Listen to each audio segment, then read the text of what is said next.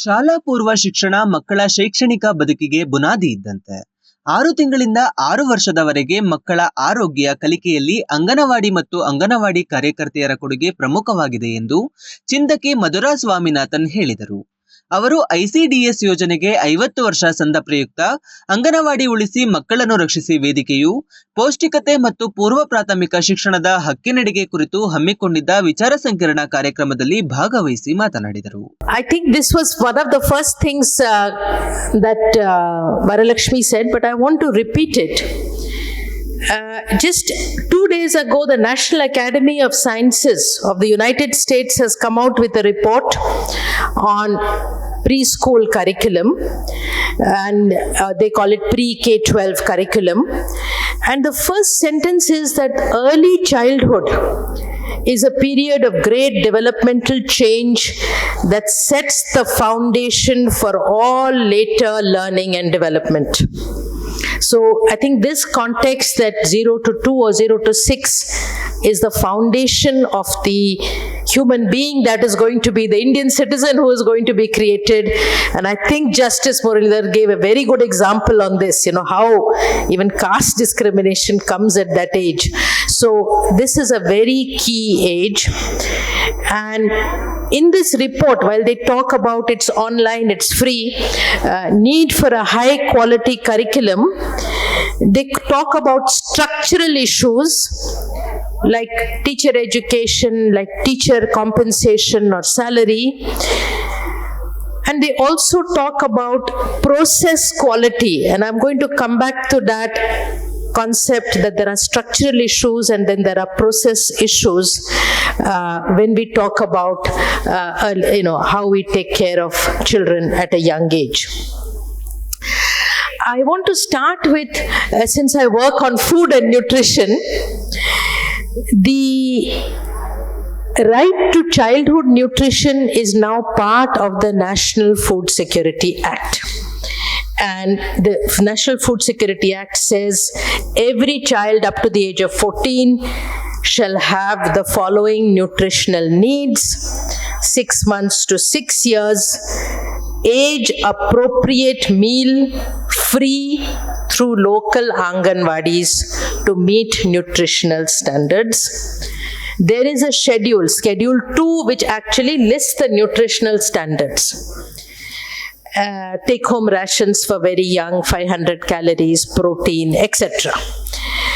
Now, here is where I want to make the intervention. I think, what we consider nutritional norms and standards with scientific research, these are changing. So the latest thinking is, we don't say food security, we don't say nutrition, we say food and nutrition security. That is the international term that is used now. And from the last 2 years, there is a report which is coming out called State of Food Insecurity. It's a global report brought out by the FAO, WHO and UNDP, which talks about 3 types of diet. Energy sufficient diet. This is what in India the poverty line was, minimum calories just to survive. How much energy is needed? The second is nutrient adequate diet, which is something like in this Schedule 2, so many calories, but then so much protein, because protein somehow, we cannot expect the judges to have everything, even though we have excellent judges, all the nutritional standards and how they are going to vary over time. So I think this schedule, I don't know if we can amend the schedule, how it works in law, we need advice on that. So protein and fat, that is the nutrient adequate. But what is the most important is healthy diet. And healthy diet means the right amount of, in technical terms, calories, macronutrients and micronutrients. All this is complicated. Basically, are you getting enough protein? Are you getting iron content, vitamin B? So all the vitamin, calcium, all the correct nutritional requirements. And the cost of a healthy diet globally and for South Asia is about $3 a day. So our poverty line is $1 a day or $2 a day, but the cost of a healthy diet is $3 a day. And it has been worked out for India for 2011, because like the census, till recently our data also was, consumer data was also 2011. So in 2011, for a woman, for a man and a woman separately, because the protein requirement, everything is different. For children, this has to be worked out.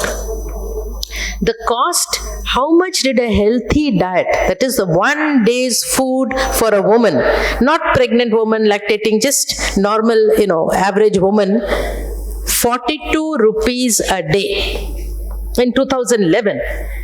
Now, I'm going to give you something very interesting. I didn't look at the Anganwadi salary, but in 2011 in Gujarat, the daily wage rate for an agricultural laborer woman was 42 rupees. In other words, she will have to spend her entire wage just on her food. Forget the children, forget even fuel for cooking gas or anything. Similarly, in Bihar, it was very high. Even in Bihar and Gujarat, it was 60% of a male wage. Only in Kerala, it was 30% of a male wage. In other words, we know Kerala has the highest wage rates in India. A male worker would have to spend 30% just to get healthy diet for himself, let alone others.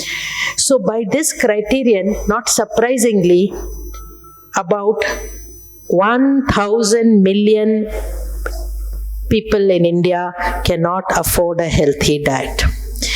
So I think if we take this concept now, because this is globally acknowledged concept, and we can work it out for 2022-23, it comes out to like 88 rupees a day. That 42 rupees of 2011 is about 88 rupees a day is the minimum wage we need just to buy the healthy diet. Not for rent or not for travel or any other basic requirements, shelter. So I think that this is one issue we can take up, that how do we change that schedule, that and ICDS, I'll come to the second point that has already been placed here. Daily food is 8 to 12 rupees.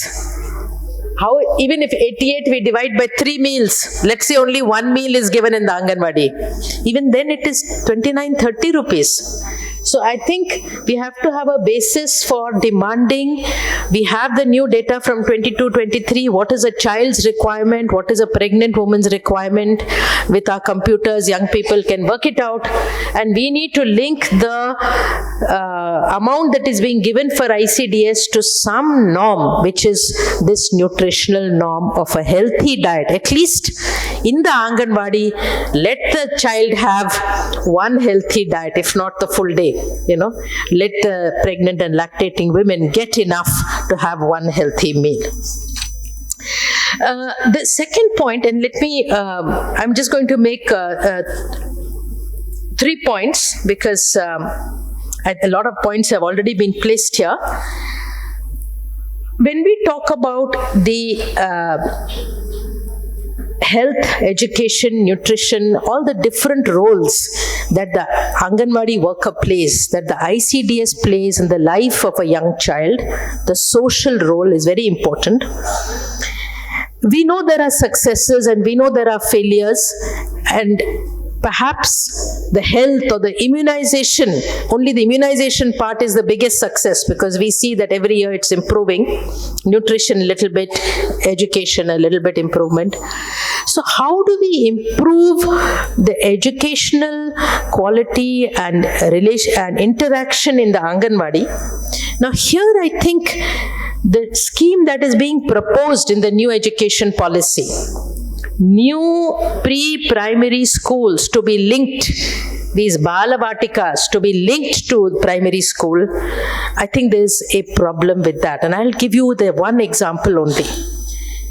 What is the advantage of having the pre-primary school in the Anganwadi center?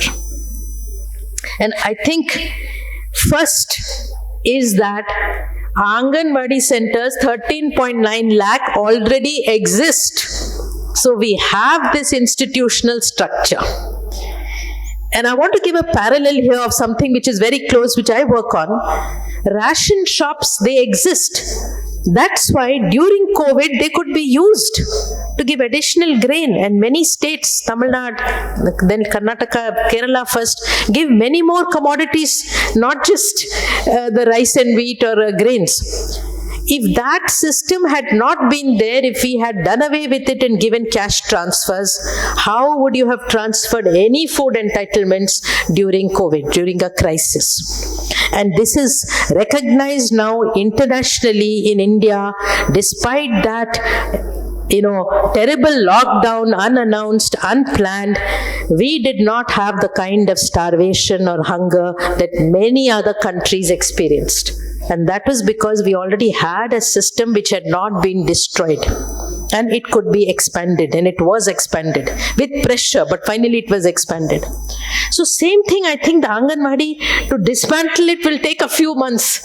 We have that institution and we have to build on it, strengthen it. Maybe there are parts, Niti Aayog, I also looked at that report. There are so many problems, infrastructure, space, training of the Anganwadi teachers. All this can be improved with more resources, but it's very easy to dismantle it.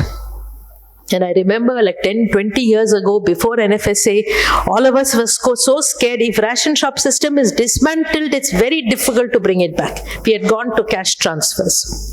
So I think same thing here. It's very important not to dismantle this. We have these institutions. We have 5 lakh ration shops in the country. We have 13.9 lakh Anganwadis. So that means even more than one in a village. Second is, I think, this idea which is there in the National Academy of Sciences of the US report of process, and I think which Justice Muralidhar has brought out very clearly. The Anganwadi worker is close to home. She is off the village. Often primary school teachers and others are, coming from other districts or other towns or other places. So it can be a bad thing and a good thing, but I think socialization, what is the situation in the village, what is the kind of caste or other social issues, how they need to be tackled. I think with training, Anganwadi worker is probably in a much better position. I'm sure there are problems, but I think it's in a much better position to deal with these issues than people coming from outside. So I think this is also the second point. Part of the second point, why we need to build on and strengthen and mobilize the Anganwadi to provide these services, particularly the expanded educational services, preparing the 3 to 6 for primary school. Third and last point I want to make is, because as an economist, this is something that I have to look at, is, okay, we want more school, we want more this, we want more that. Where is the money for it? Where are the resources? So I was talking to Comrade Varalakshmi, and she said that for this new scheme in Karnataka has allocated 3 lakhs per Anganwadi. Am I right? To make these uniforms and other things. That is to make the people in the village feel that this is not just Anganwadi, they're sitting there on the mat, it's a preschool. So there's uniform, there's textbook, there's bag, and also this is very important because everybody now is aware. They see what that private kindergarten is offering, and first thing it's offering is a heavy bag. So this 3 lakhs per Anganwadi, you said, and suppose we say there are 14 lakhs Anganwadi in the country. So 14 multiplied by 3, 42,000 crores. So we are demanding 42,000 crore for upgradation of Anganwadis. Now, there is a very important study which came out about a year ago. There are 2 Indian authors and 2 French authors. They have called it India Billionaire Raj. They are saying inequality in India today is worse than colonial Raj, British Raj. Inequality is billionaire Raj. And I'll not go into too many numbers. We can discuss that later. I can give the calculation. If we follow their one suggestion, 2% wealth tax only on those with more than 10 crore assets, only those with more than that, and adults. So if there is a rich couple, each one can have 10, so 20 also. 10 crore, 2%. And if you are giving more than 10 crores to your children, estate duty, that is estates it's called, after death, inheritance tax of 33%. All countries have, United States has inheritance tax. That's why many of the rich people are saying we will give away our money now, because actually they will have to give inheritance tax later. 2% wealth tax above 10 crore, 33% inheritance tax above 10 crore only, 2.7% of GDP, that is, we will get 8 lakh crore. Take away 42,000, 7.5 lakh crore is left for Government of India to spend on anything they want. So I think this is very important, because I know if Anganwadi workers are saying higher wage, immediately where is the money will be the question. There's no money if you just go as you're doing today. But if we can make some change in our resource mobilization, you can even remove the wealth tax, just put the estate duty, why are 1-year-old and 6-month-old children getting 1 billion rupee? In Bangalore, there are many cases. The child is born, they are putting billion rupees in their account. So I think this alone will give us the, fraction of the resources we are asking for.